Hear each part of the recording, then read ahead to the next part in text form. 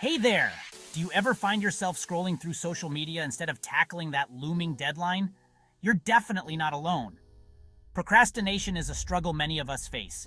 But what if I told you that those feelings of overwhelm, that temptation to do anything but the task at hand, they're beatable? Today, we're going to unlock some proven strategies to kick procrastination to the curb once and for all. We're not just talking about quick fixes, but real, lasting change. Are you ready to finally ditch the procrastination and step into your most productive self? Let's dive in and get you moving. Guess what? You've got a secret weapon against procrastination. Spoiler alert, it's not a magic wand, but it's pretty close. You don't have to conquer the world all at once. Instead of getting overwhelmed by the sheer volume of work, we're going to trick your brain with a little thing called the Pomodoro Technique. You work in short, focused bursts, 25 minutes to be exact, followed by a 5-minute break. This isn't just some random time hack, it's backed by science. By breaking down work into manageable chunks, you're essentially giving your brain the mini rewards it craves, making it way more likely you'll stay on track. And those 5-minute breaks, they're not for checking your phone. Use them to actually recharge. Get up, stretch, grab a glass of water, step outside for some fresh air. Now I know what you might be thinking. 25 minutes isn't enough time to get anything done. But trust me, when you eliminate distractions and really commit to those 25 minutes, you'll be shocked by how much you can accomplish. It's all about training your brain to focus. So set that timer, silence your phone, and get ready to power through your to-do list one Pomodoro at a time. Remember, you got this. Okay, let's talk about those pesky little tasks. The ones that clutter up your to-do list and steal your mental energy. You know what I'm talking about? Answering that email, putting away laundry, scheduling that doctor's appointment. They seem so small, yet somehow they manage to loom over us all day. Well, I'm about to give you a weapon so simple, yet so effective that you'll wonder why you haven't been using it all along. It's called the 2-minute rule, and it's about to revolutionize the way you tackle your day. Here's how it works. If a task takes less than 2 minutes to complete, do it right now. Don't write it down. Don't tell yourself you'll get to it later. Just do it. Think about it. Answering a quick email takes seconds. Putting your dishes in the dishwasher takes less than a minute. These tiny tasks seem insignificant on their own, but when they pile up, they create mental clutter and drain your energy. By tackling them immediately, you're not only clearing your plate, but you're also building momentum. Each small win releases a hit of dopamine, that feel-good chemical in your brain. So the next time you're tempted to put off a tiny task, remember the 2-minute rule. It's like finding $1 in your old jeans. Let's make those small wins add up. Chapter 3. Implementation intentions. Turning I should into I will. Let's be honest, how many times have you said to yourself, I'll work out tomorrow, only to hit snooze when the alarm goes off? Or, I'll start eating healthy on Monday, but then that weekend pizza deal looks too good to resist? We've all been there. The problem isn't necessarily a lack of motivation, it's a lack of concrete plans. That's where implementation intentions come in. They're the difference between vaguely wanting to do something and setting yourself up for success. Instead of saying, I'll work on that project later, get specific. Tell yourself, at 3 p.m., I'm going to sit down at my desk and work on this project for 1 hour. When you create an implementation intention, you're not just setting a goal, you're creating a mental roadmap for your brain to follow.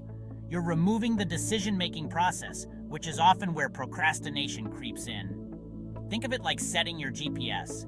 Implementation intentions give your brain a clear direction and make it much more likely that you'll actually follow through. And the best part? The more you use them, the more automatic they become. Turning I should into I will is like turning water into wine. Let's make some miracles happen. Chapter 4. Your brain's best friend in the fight against procrastination. It's not coffee, but it's just as good. Let's get friendly with productivity. Okay, let's talk about that inner critic. You know, that voice inside your head that says you're not good enough, you'll never finish, or you're just not cut out for it. That voice is a master procrastinator, and it's time to put it in its place.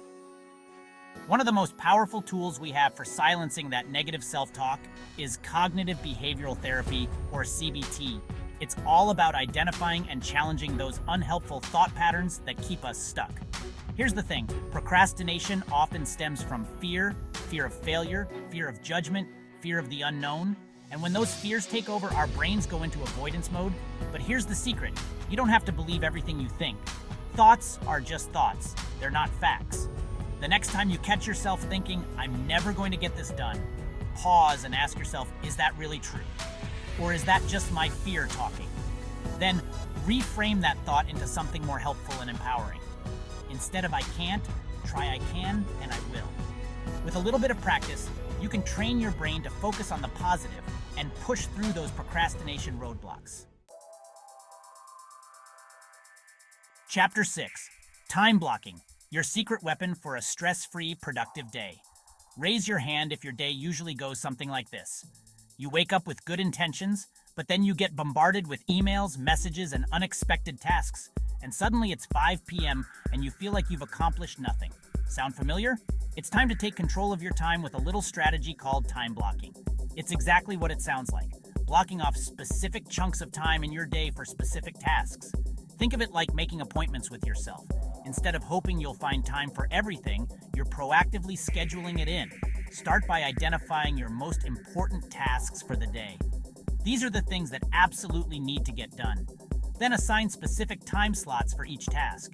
For example, you might block off 9 a.m. to 11 a.m. for focused work on a big project, 11 a.m. to 12 p.m. for answering emails, and 2 p.m. to 3 p.m. for exercise. The key to successful time blocking is to be realistic and flexible. When you time block, you're essentially creating a roadmap for your day. So grab your calendar, start blocking off some time, and get ready to reclaim your day. It's not a superhero cape, but you'll feel like you have one. Let's suit up. Outro Thrive 101.